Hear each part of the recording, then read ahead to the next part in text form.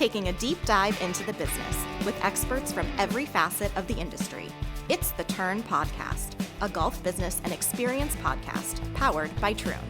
Welcome to another episode of the Turn Podcast. I'm Julia Kelly. I'm here with Alexis Moniello from RealFood Hospitality Strategy and Design. Welcome, Alexis. Hi, Julia. Thanks for having me. Thanks for being my co-host.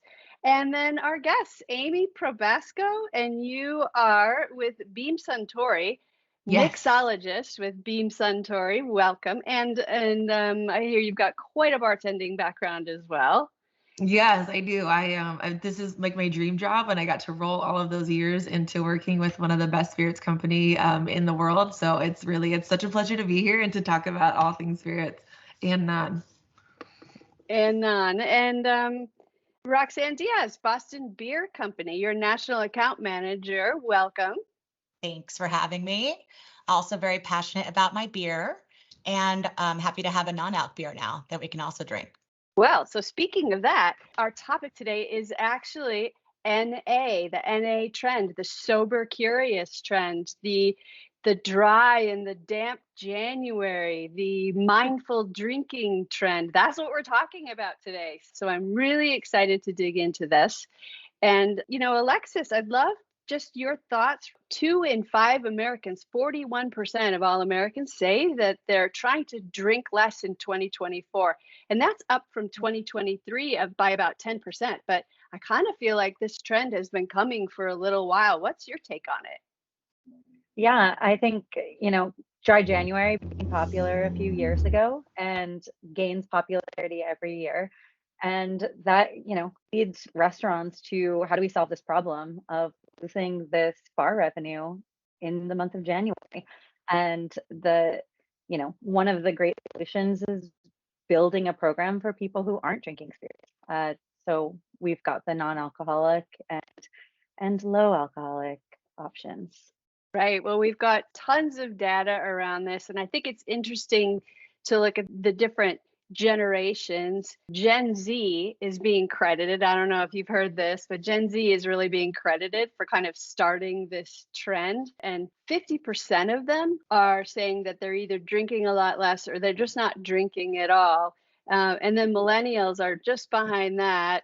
What do you think about that, Amy? Those numbers definitely track. I work in a lot of bar spaces all over the country. I'm primarily based in Chicago. I do a lot of work in like New York and Florida and California as well. And it's such a broad term, but the wellness category really is growing, and it's starting. I also see with that younger group of people that are coming into bars and restaurant spaces, even if they're not completely sober, they are looking for options for like low ABV or not drinking, right? So maybe they want to start with a martini, but then they're going to slow it down a little bit, drink something else in between. And it's honestly really exciting. It's something that I think is in like an up and coming trend for so long, but I really do think it's actually here. And I think it's just going to continue to grow at this rapid rate.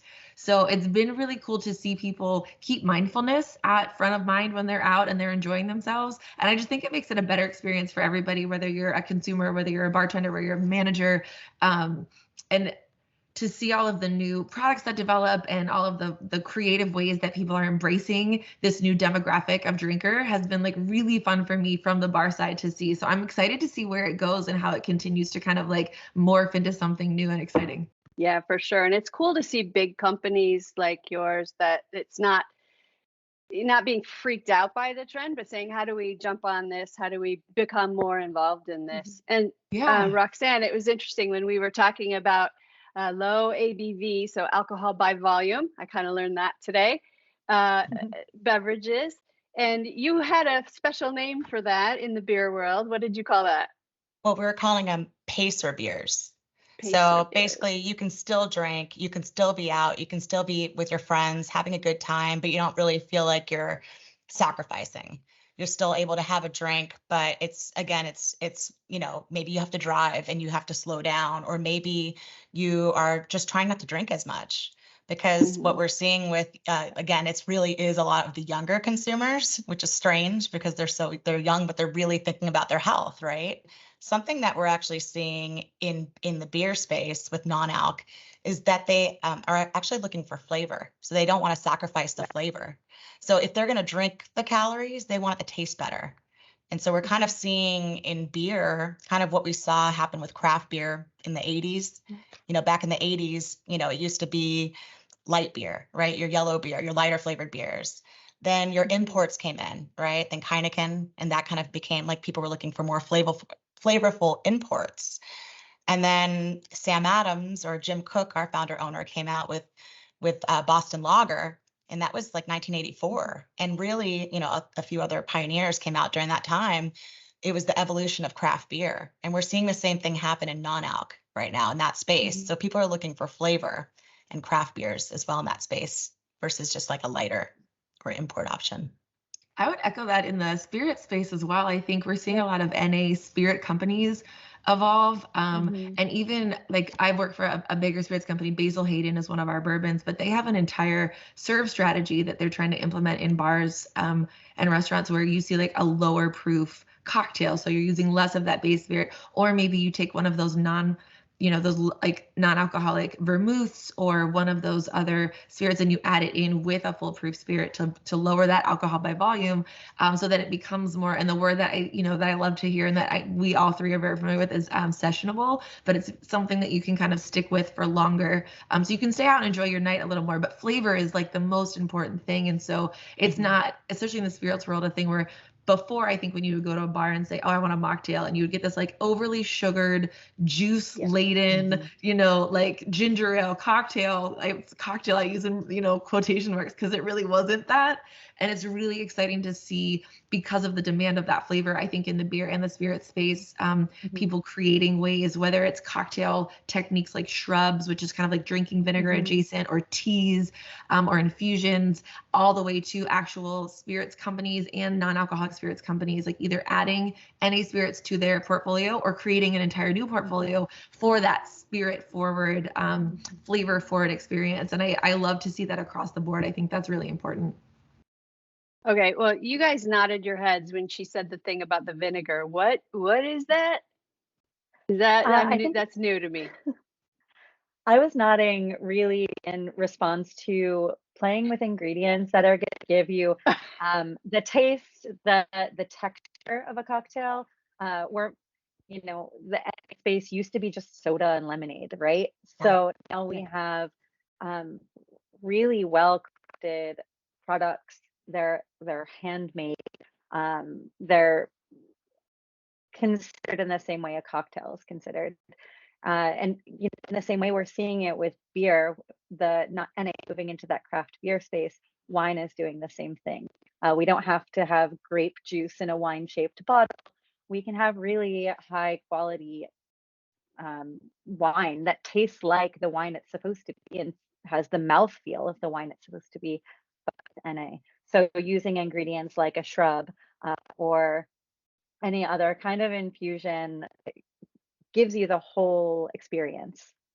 And if you're not familiar with shrub, it's usually it's like drinking vinegar is what they call it. So you can use different apple cider vinegar, champagne vinegar. It's usually has sugar and some sort of fruit in it, and you basically make like a concentrated kind of vinegary fruit syrup. So it has the tartness and the acidity that you like in the vinegar, right? Instead of using that citrus. And then like oftentimes I love to use like berries or fresh herbs in there to give it, another little flavor. And it's a way to add body and like mouthfeel, as well as just really high flavors into those NA beverages, to again like mimic that kind of cocktail experience. So it's just kind of like one of the myriad of tools that bartenders like have in their little belt that they can kind of pull out to make a more exciting experience for consumers. Alexis, you were saying that your experience with an NA menu, an NA program, I think is what you called it, goes kind of far back before the trend really took off, right? Yeah. We noticed in dry January, our beverage sales would take a dip, and I was running a restaurant that was well known for their bar program. So we created an NA program to stand in for all of our guests who weren't drinking for the month. And we actually started with a product called Seedlip. It's marketed to me on Instagram, so I went out and got it. And came up with a couple cocktails using that product. one of them, and the really fun challenge we had with it was we wanted to create a non-alcoholic martini, and playing with mouthfeel on a product that is thinner than alcohol was really fun and interesting for us. So we worked with our chefs and uh, dipped into their chemistry set to see how we could bring this cocktail to life. And then from there, the program did pretty well its first year. And then from that restaurant, every restaurant since, we've, been able to get more and more into it and more creative. And as more and more products come out, we've got more to choose from and more to add to that arsenal. And I think as it becomes more available, we see guests participate more. So it's not just for dry January anymore. They also have sober October. Yeah. I was just gonna say we have October. So there's dry January, sober October, but then kind of like you were saying, Alexis, it's not just a month or two out of the year. It's really like a lifestyle. I've So, noticed and bartenders too. Like we were kind of known, I say we as like my bartending community, as like the partiers, right? Like we're the ultimate professional drinkers.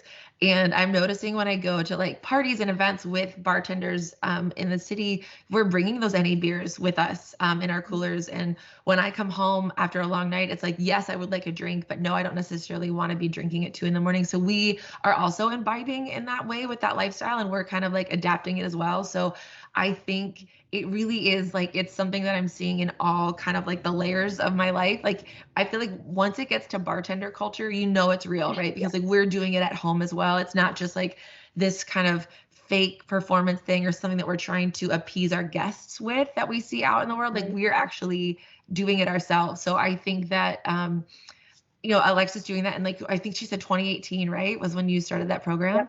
Yeah. So I think COVID really took that to a next level. But again, we were seeing this as far back as 2018. And so it's just been growing and growing and growing more. And I think it's going to continue kind of on that route. Like it's just going to get more and more popular. Amy, you mentioned bartender culture, and I've noticed that the bartender shot has also gone no and low ABV. Yeah, it's so if you're not familiar with like the bartender shot, like our handshake in Chicago, we have the handshake, but it's usually like to recognize kind of other bartenders. There's certain brands that we drink, and it's like, oh, they're drinking that, like I know they're a bartender. Or when people come in, we have like a Chicago handshake, which used to be a beer and a shot of Malort, which is a Chicago-based liqueur. It's very bitter. And even at the bar that I was working at, there's one in Chicago where like now the shot is a beer and a vermouth, like a low proof spirit. And now on menus, when you see like the beer and shot option, I'm noticing NA beers and NA shot options, so that people like drinking is so ceremonial. I feel like in the US, right? It's such a part of our celebration and our culture. And when people decide to go low or no, it's really tough because you feel like you're giving up your inclusion, like you're giving up a part of that. Like people aren't going to want to go out with you, or you feel like you maybe can't go out. You don't want to bring the party down. And I love seeing that spaces are becoming more inclusive. And like the bartender shot, like when you see bartenders who normally go out and just do shots on shots, and now we're drinking like NA spirits or NA beers or low proof, it's just kind of proof of life, I guess, that like that really does exist. And to see it on menus is what really makes, I think, somebody feel at home, right? So I love when I see an NA section of a menu, or even a low and a no, right? So people know that they can go there specifically, and you don't have to feel weird. You're not a burden on the bartender. You're not making a special request that maybe they would be uncomfortable with, or like you're worried if they're able to do it and accommodate you. It's like, it's already there, and you can just like take a deep breath, and you just know that you're going to still be part of the party and you're still part of the fun. And I think that that's so important. And I love seeing that because it's so, I mean, even from a young age, you see on TVs and commercials and movies, everyone's drinking, and like, it's how we celebrate each other. It's how we have like special occasions, how we mark kind of like milestones in our lives. And it's so great to see that people can still do that, but they don't necessarily have to like be super drunk to enjoy it. Right. And I think you hit it on the head with ceremonial. And, like if I go to a restaurant or a bar and I really just love a nice, beautiful glass of water with beautiful ice and maybe a lime, but I get this big, nasty glass kind of shoved at me, because I'm only drinking water. And sometimes I think that if we could serve up water, maybe we'd have to charge more for it. But put it in a beautiful wine glass, put it in something nicer. Like, don't you guys think that the glassware just makes such a difference? Yeah. I actually had this experience a couple weeks ago. I went to my like regular bar. I will often get a cocktail or mezcal there. And the bartender knew I wasn't going to drink that night, and he got a really fancy glass, and he made me the fanciest water I've ever had. With a beautiful ice cube and like shaved ice on top. And he made it a very dramatic cocktail experience. He was making fun of me, but I appreciated it.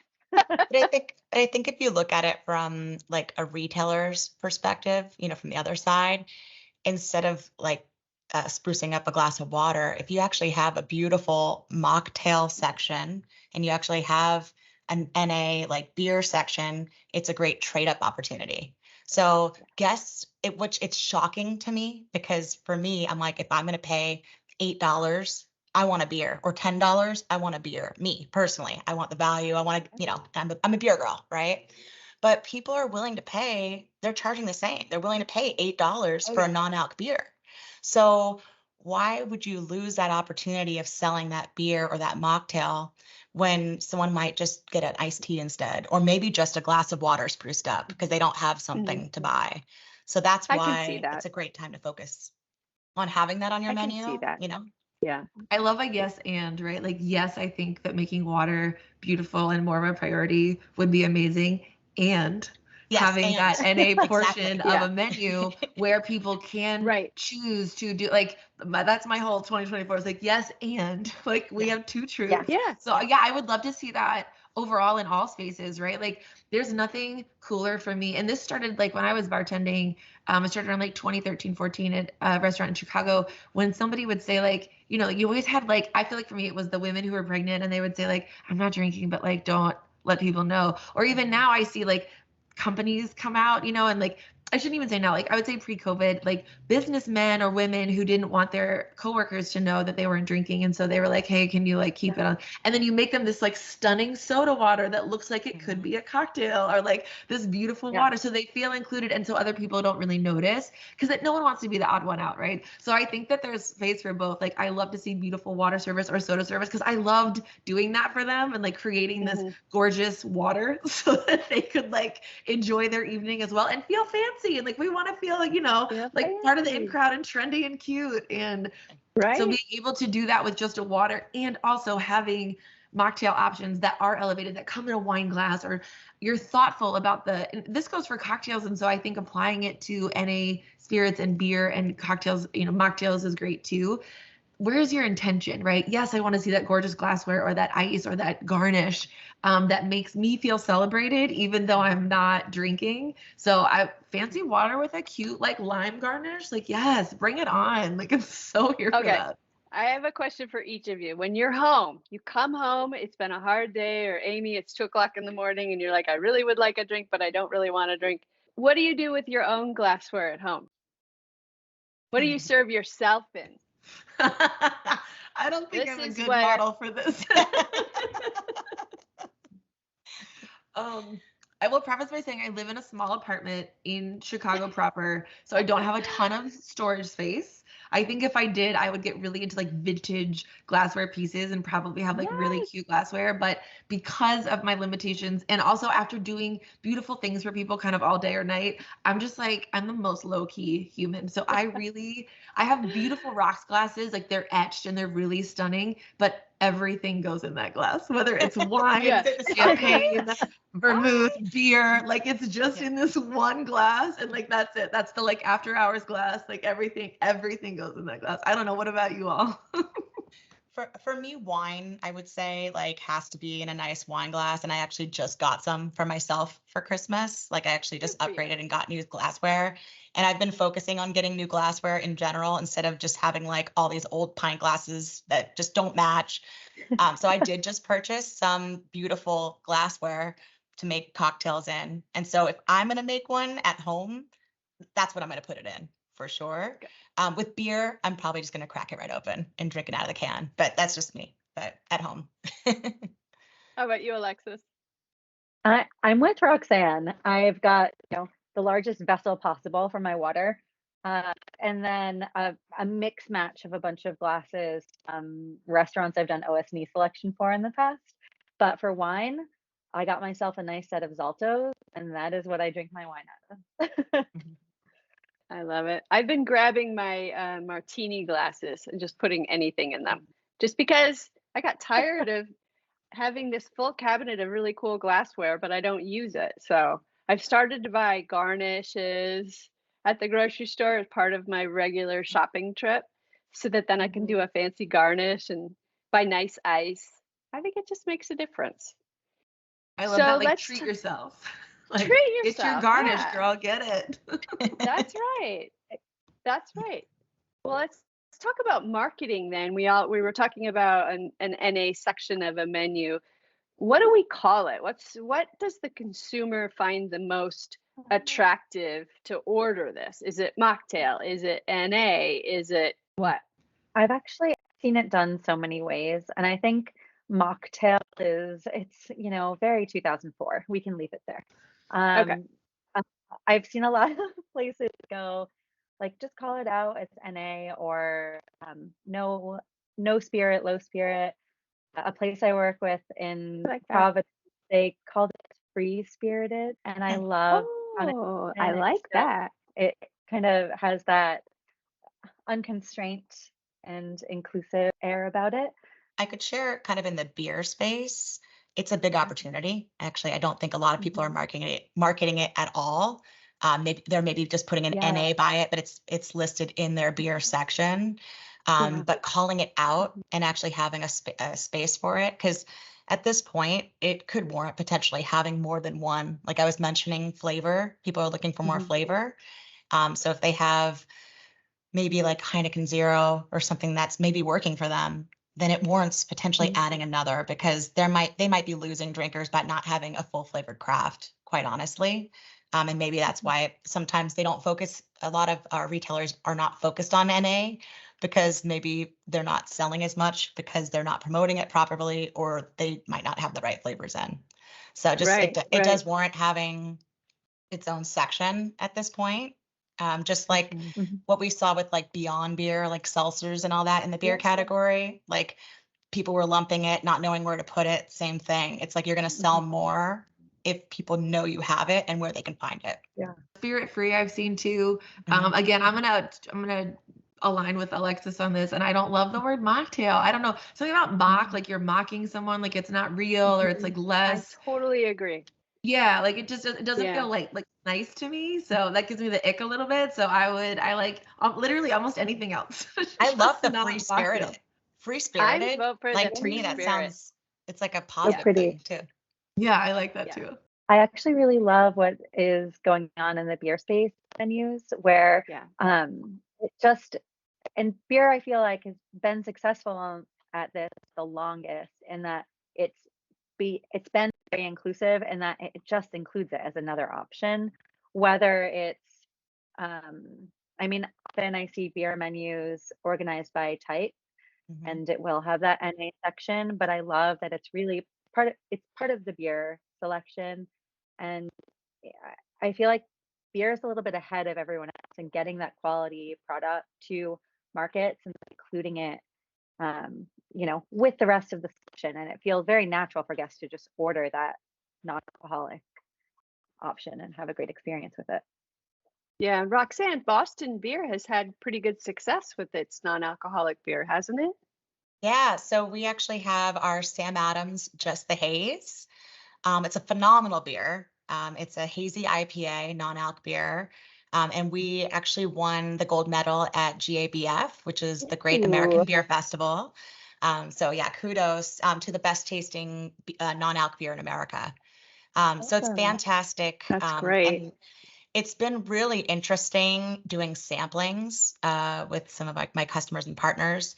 When you try them on it, and we've done samplings where we've sometimes done samplings with, let's say, like a consumer or a guest at a bar, and sample them on it and ask like, what did you think of this beer? Like, what do you think is the percentage?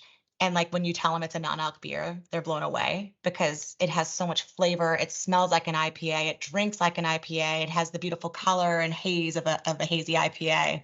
So when you tell them it's a non-alc, it's surprising. But really, I would say it stands up to any beer as phenomenal beer. So it's I love doing like side by sides, like try this one and try ours.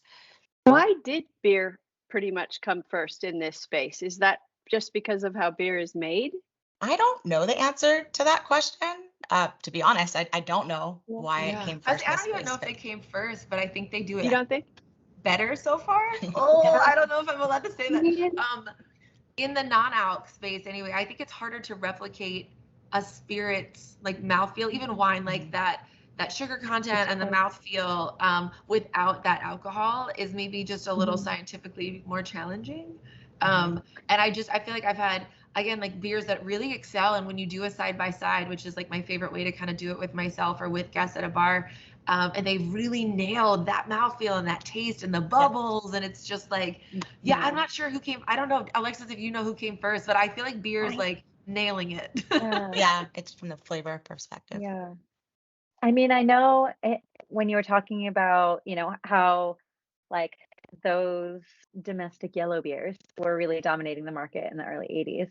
I think at that time we even had like O'Doul's. Wait, which that's isn't worse great. than mocktail. That's worse but than it's been mocktail. around. Yeah, Domestic but yellow beer. Yeah, that's domestic yellow beer. It's been around a really long time. It was just like as the rest of the beer industry just better and better and better, I think, And that's the thing. It's that we do face a challenge of kind of overcoming retailers' opinion of non-alc beer, because that's what they're thinking of non-alc as, like your O'Doul's or your Beck's. And again, I'm not trying to throw anyone under the bus, but those are the brands that have been around, right?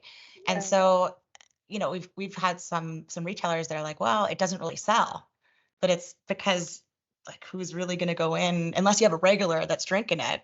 Like people are probably like, then I'm probably not going to get it. I'll pass. So it's it's that lost opportunity. So anyways, just kind of brings it back to that, where just the flavor is what people are looking for. And they really do taste so much better. It's come a long way. So I do think this is something that's, it's being born out of the restaurant space, and then the retail spaces are catching up. Well, I guess retail is in like a packaged retail space. So I find that customers are often being hand sold these items. If you're something non-alcoholic, try this. Oh, you have a non-alcoholic. This is very interesting to me. And then they can take that home, and when they're at their local package store or similar, depending on the state you're in, will then see it, recognize it, and bring it home with them. It's I interesting. Too, like there's total aisles now in the liquor stores in Chicago that are just NA focused, and seeing them all side by side, it's like, wow, there really are like beautiful options for people to kind of partake in. Yeah. And it's funny because I almost look at it opposite. So I think what you said, Alexis, I think has always been the way, like on premise is where people taste it and they go to the off premise. I think that COVID kind of shifted things, at least in the beer world, where now people are getting it in the package stores, and now they're looking for it in the on premise. And that's kind of where I think some of our retailers might be a little bit behind the curve on it, because of what Amy just said, stacks of NA are everywhere. We're getting stacks everywhere because there is that opportunity. Like, and people, it really kind of started from COVID, people drinking from home. And again, looking for their pacer beers, or they want to go to a party. They might bring a 12 pack of whatever beer they want to share and have a couple of, but they're bringing their 6-pack of Sam Adams Just the Haze because they want to be able to stay for the whole night and participate. So. And social media too, like so many ads on TikTok of non-alcoholic options, and especially as it ties into the dry or damp January or sober October, and just order it here. You can get it on Amazon, and every month you can try a whole different selection of non-alcoholic options in your fancy glasses.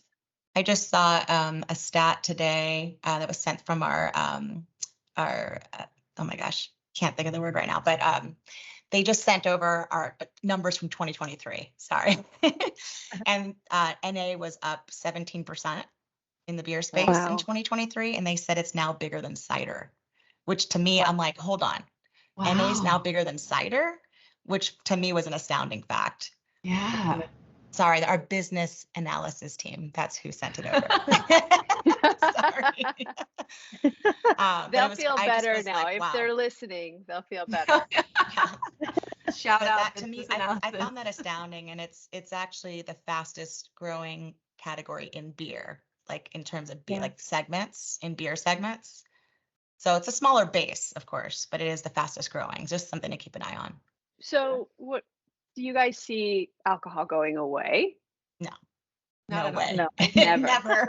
Never. It's so funny too. People had that same concern, I think, when like THC started to be legalized, and it was this like worry that it was going to replace, alcohol sales. But I think we've seen that they can really coexist side by side. And the NA too, I think, working for a larger liquor brand, that was definitely a question. Like, do we promote the low ABV? Do we look into like creating our own no ABV? And again, like Sipsmith has, in the UK, they have a free glider, which is a no ABV.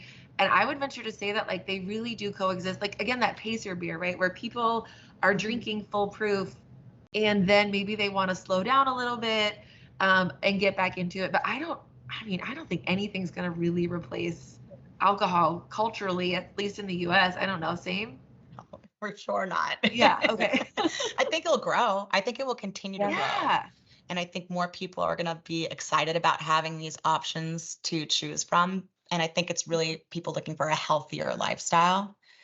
But there's still going to be, I mean, again, it's a way to celebrate. And like you said, it's ceremonial, everything you said. I don't think people are just not going to drink ever. And I look at it like side by side, right? Like you have multiple styles of beer, right? You have your Belgian, you have your Pilsner, you have your ale.